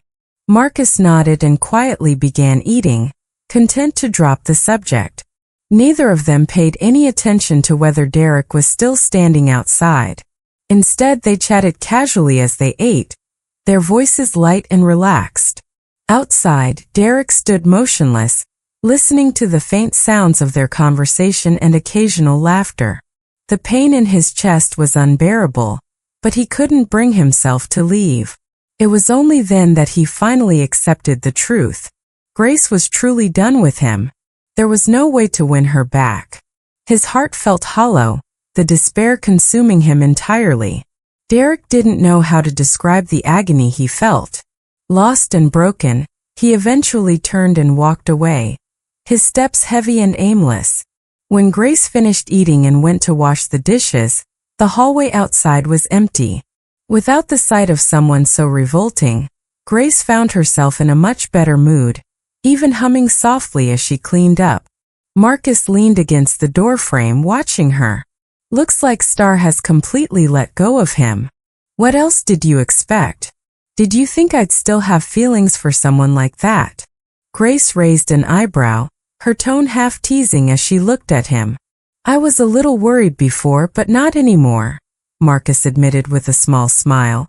Grace rolled her eyes at him. When it came to relationships, his emotional intelligence was clearly lacking. She didn't even have the energy to correct him. Marcus hesitated for what felt like an eternity before finally asking, So Star, are you ready to embrace a new relationship? Grace lifted her gaze at his words, her eyes clear and emotionless. His heart skipped a beat. Marcus suddenly found it hard to breathe, his voice catching in his throat. Chapter 14. After a long pause, Marcus forced himself to speak again, his voice strained. Star, you're not going to let that scumbag Derek ruin your faith in love, are you? You're not planning to give up on relationships and marriage entirely, are you? Please no. Don't do this to him. He had waited so long, waited for her to leave that disastrous marriage, waited for her to walk out of that mess, so he could step in and finally be the one for her. If she locked her heart away, what was he supposed to do? For a moment, Marcus felt an overwhelming wave of despair rise up in him, so much so that he almost wanted to cry. He quickly pulled himself together and pressed on. Star, Derek is nothing but a scumbag. Don't let him occupy any space in your heart. There are still plenty of good men out there. Grace couldn't help but chuckle at how flustered he looked, as if he were about to catch fire. Feigning seriousness, she tilted her head slightly. Oh? Like who? Like me. Marcus's eyes lit up with a mix of hope and determination. What do you think of me? You already know everything about me. Among our peers, I'm definitely one of the best catches. We get along so well at work. Maybe we'd do just as well in life together. What do you think? Grace frowned, her expression one of mock distress. But don't you think that's a bit much? We already work together and cooperate so well. If we were to date and even get married, wouldn't that mean we'd be stuck with each other all the time? Sure, your face is nice to look at, but seeing it all the time would get old. Better not.